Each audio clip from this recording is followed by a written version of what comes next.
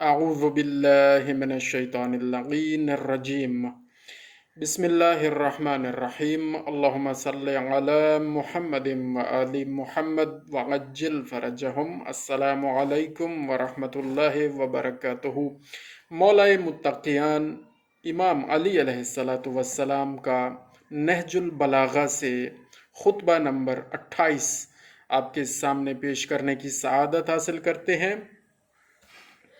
مولا متقیان نے فرمایا، دنیا نے پیٹھ پھیر کر اپنے رخصت ہونے کا اعلان اور منزل عقبہ نے سامنے آ کر اپنی آمد سے آگاہ کر دیا ہے۔ اللہ اکبر۔ دنیا نے پیٹھ پھیر کر اپنے رخصت ہونے کا اعلان اور منزل عقبہ نے سامنے آ کر اپنی آمد سے آگاہ کر دیا ہے۔ آج کا دن تیاری کا ہے اور کل دوڑ کا ہوگا۔ اللہ اکبر۔ آج تیاری کریں، ظاہر ہے جب قبروں سے نکل کر دوڑیں گے تو وہ دوڑ کا دن ہوگا۔ مولا نے فرمایا آج کا دن تیاری کا ہے اور کل دوڑ کا ہوگا۔ جس طرف آگے بڑھنا ہے وہ تو جنت ہے، اور جہاں کچھ اشخاص اپنے اعمال کی بدولت بلا اختیار پہنچ جائیں گے وہ دوزخ ہے۔ کیا موت سے پہلے اپنے گناہوں سے توبہ کرنے والا کوئی نہیں؟ مولا متقیان فرماتے ہیں تو ہمیں توبہ کرنی چاہیے۔ استغفر اللہ الذی لا الہ الا هو الحی القیوم ذو الجلال والاکرام واتوب الیہ۔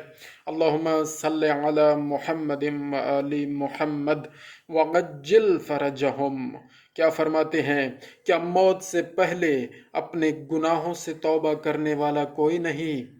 اور کیا اس روز مصیبت کے آنے سے پہلے عمل خیر کرنے والا ایک بھی نہیں؟ اللہ اکبر۔ ایک بھی نہیں۔ تم امیدوں کے دور میں ہو جس کے پیچھے موت کا ہنگامہ ہے۔ اللہ اکبر۔ تم امیدوں کے دور میں ہو جس کے پیچھے موت کا ہنگامہ ہے۔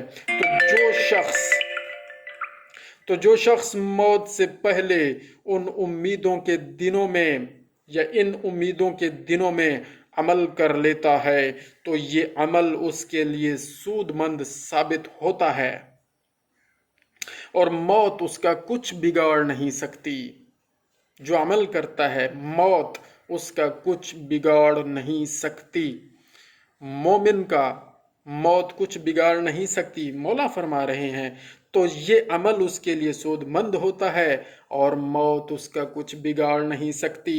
اور جو شخص موت سے قبل زمانہ امید و آرزو میں کوتاہیاں کرتا ہے، یعنی یہ جو عمل کا زمانہ ہے، یہ جو زندگی ہے، یہ دنیا آخرت کی کھیتی ہے، تو قبل کیا فرمایا؟ تو جو شخص موت سے قبل زمانہ امید و آرزو میں کوتاہیاں کرتا ہے تو وہ عمل کے اعتبار سے نقصان رسیدہ رہتا ہے اور موت اس کے لیے پیغام ضرر لے کر آتی ہے۔ تو موت اس کے لیے پیغام ضرر لے کر آتی ہے، اس کا بگڑے گا، موت اس کا کچھ بگاڑے گی جس نے عمل نہیں کیا، اور موت اس کے لیے پیغام ضرر لے کر آتی ہے۔ لہٰذا جس طرح اس وقت جب ناگوار حالات کا اندیشہ ہو نیک اعمال میں منہمک ہوتے ہو، ویسا ہی اس وقت بھی نیک اعمال، آگے تھوڑا مسنگ ہے، نیک اعمال جبکہ مستقبل کے آثار مسرت افزا محسوس ہو رہے ہوں۔ مجھے جنت ہی ایسی چیز نظر آتی ہے، مولا فرماتے ہیں مجھے جنت ہی ایسی چیز نظر آتی ہے جس کا طلبگار سویا پڑا ہو، اور جہنم ہی ایسی شے دکھائی دیتی ہے جس سے دور بھاگنے والا خواب غفلت میں محو ہو۔ یعنی ہم جنت تو چاہتے ہیں، عمل نہیں کرتے جنت حاصل کرنے والا، اور جہنم سے دوری تو چاہتے ہیں لیکن پھر بھی غفلت میں پڑے ہیں، خواب غفلت میں محو ہیں۔ جو حق سے فائدہ نہیں اٹھاتا اسے باطل کا نقصان و ضرر اٹھانا پڑے گا۔ جس کو ہدایت ثابت قدم نہ رکھے اسے گمراہی ہلاکت کی طرف کھینچ لے جائے گی۔ تمہیں کوچ کا حکم مل چکا ہے، تمہیں کوچ کا حکم مل چکا ہے اور زاد راہ کا پتہ دیا جا چکا ہے، اور یہ بھی بتایا جا چکا ہے کہ یہ جو سفر ہے، یہ جو ہم کر رہے ہیں اور جہاں آگے منزل پہ پہنچنا ہے، آخرت کی منزل، ہاں، تو اس کا زاد راہ بھی بتایا جا چکا ہے کہ عمل خیر زاد راہ ہے، اور زاد راہ کا پتہ دیا جا چکا ہے۔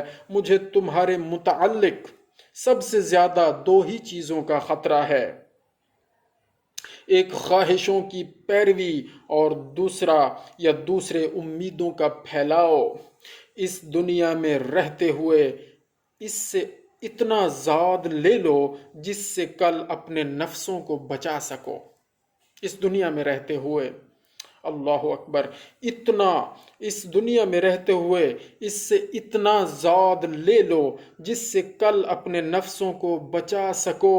سید رضی کہتے ہیں کہ اگر کوئی کلام گردن پکڑ کر زہد دنیاوی کی طرف لانے والا اور عمل اخروی کے لیے مجبور و مضطر کر دینے والا ہو سکتا ہے تو وہ کلام ہے جو امیدوں کے بندھنوں کو توڑنے اور وعظ و سرزنش سے اثر پذیری کے جذبات کو مشتعل کرنے کے لیے کافی وافی ہے۔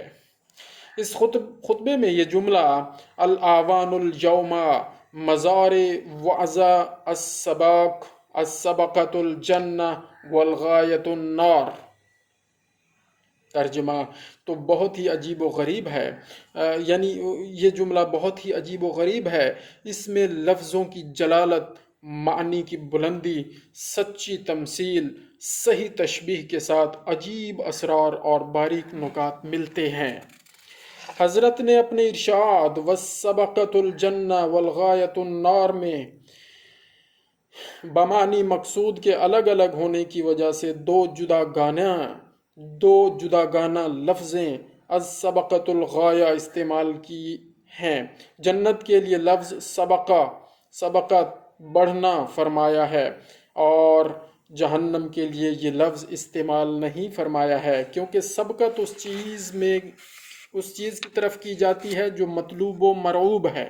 اب یہ سید رضی مزید اس خطبے پہ تھوڑا سا اپنا پوائنٹ آف ویو دے رہے ہیں، اور یہ بہشت ہی کی شان ہے، اور دوزخ میں مطلوبیت و مرغوبیت کہاں کہ اس کی جستجو و تلاش میں بڑھا جائے، نعوذ باللہ منہا۔